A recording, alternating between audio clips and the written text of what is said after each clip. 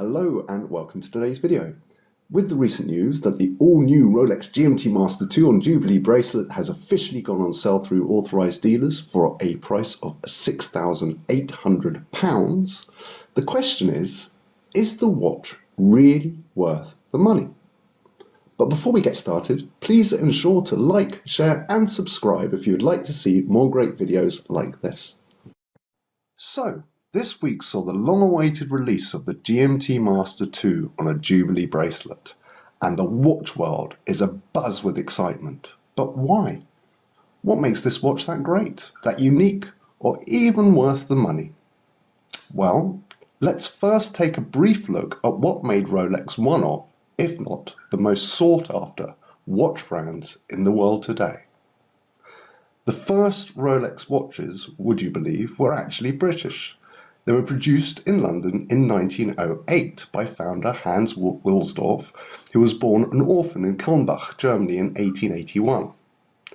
Many years later, in his late teens, Hans went to study horology in Switzerland and then worked for a Swiss watch manufacturer in Le Chaux de Fonds.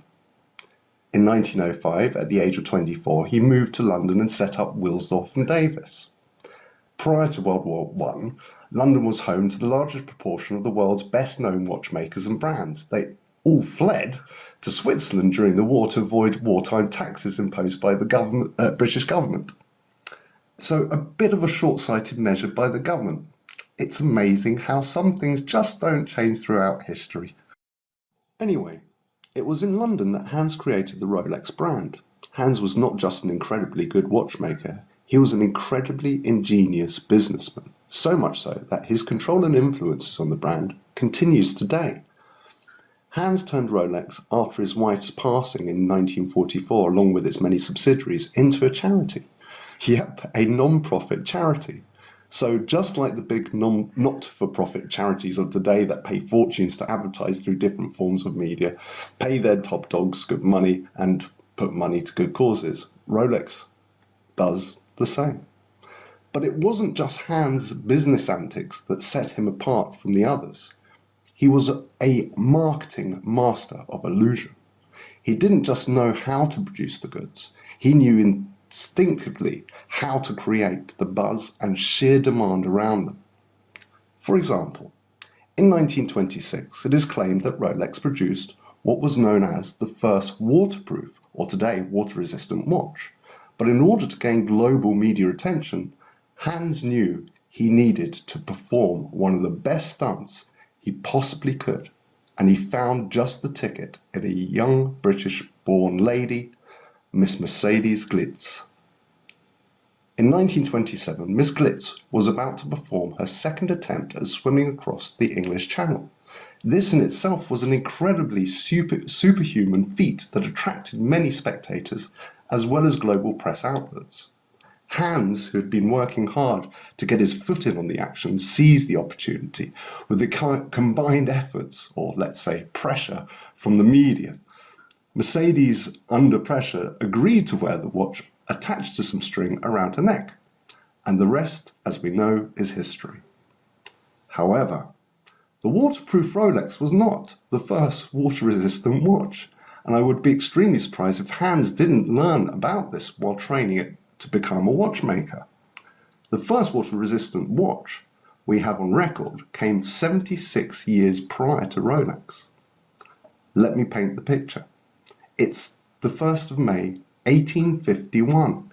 We're in London's Hyde Park in a ginormous temporary glass construction named the Crystal Palace. The event, the Great Exhibition, every top industry from every nation exhibited at the fair, and all those who attended were predominantly the world's richest and most famous. At stand 81 from number 25 Victoria Street, Westminster, stood watchmaker W.R. Pettit. Among his collection, in the middle of the display, sat a large round glass bowl filled with water, silver and gold tropical fish.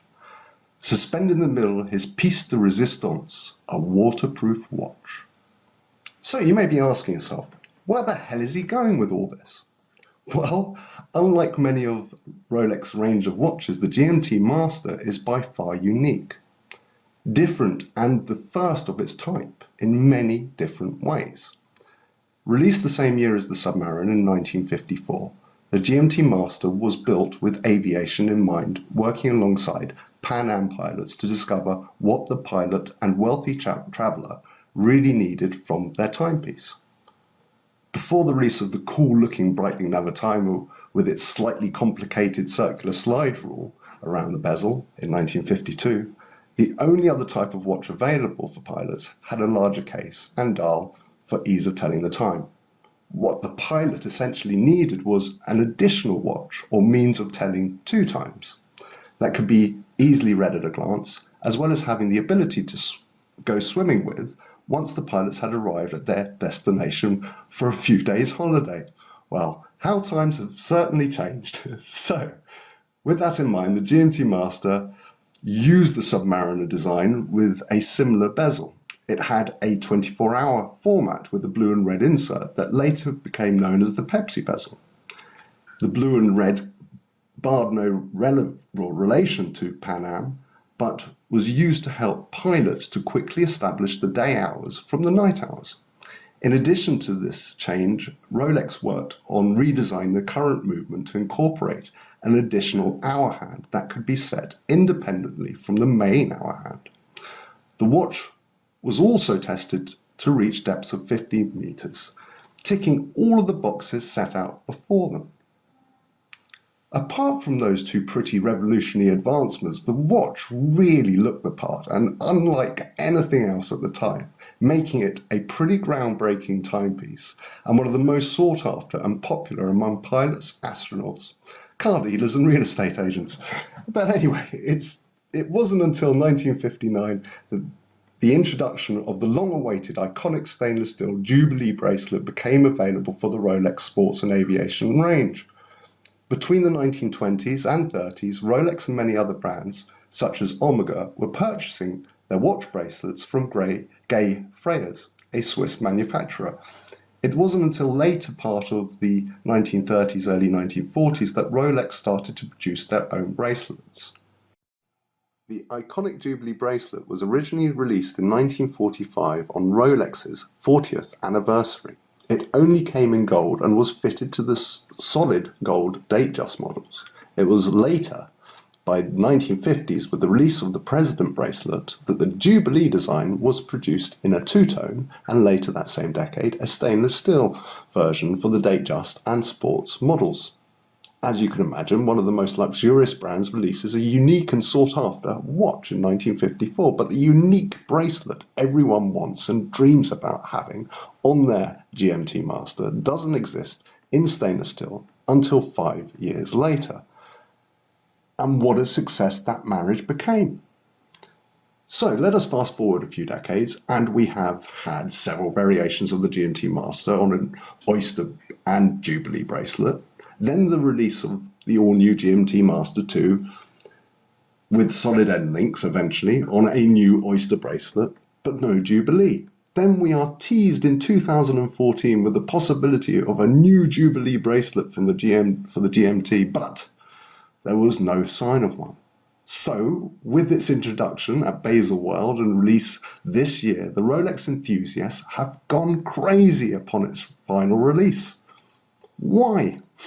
Not because it was difficult for Rolex to produce. They've managed to get the Tudor Black Bay out all in good time and in good numbers, but because they followed their master. Hans Wilsdorf knew how to draw in an audience, create a mysticism and demand for what he was working on in the background and selling you something else while you waited in anticipation for that next best thing. So, is the GMT Master II on Jubilee bracelet worth the money? It is undoubtedly a stunning timepiece with a long and interesting history, and if you have a spare £6,800 burning a hole in your pocket and desperately want to get your hands on one, then why not? It's certainly decent value for money, but that is only if you can find one for that price. While putting this video together, I've been speaking to 28 different authorized Rolex dealers within the UK, Europe, UAE, Hong Kong, and the USA. and all have pretty much stopped taking orders on the watch. There is over a 7-year waiting list if you want one. And if you find one for sale online right now, you'll be looking to pay a minimum of £10,000 on top of the recommended retail price. Why? Simply because of Hans's remarkable marketing influences. Personally, if you have the money to spend for pretty much the same amount as the RRP of the new watch, you can still buy yourself an early vintage example of the GMT Master on a Jubilee bracelet. And if the previous decades of price increases are anything to go by, you will surely be financially better off owning a vintage GMT masterpiece than its modern day counterpart. I will be uploading all of the content of this video, including links, in the coming days on my watch blog, which you can find at watchcrazy.uk. In the meantime, if you like this video and would like to see more like this, then please subscribe, like, share, and stay tuned.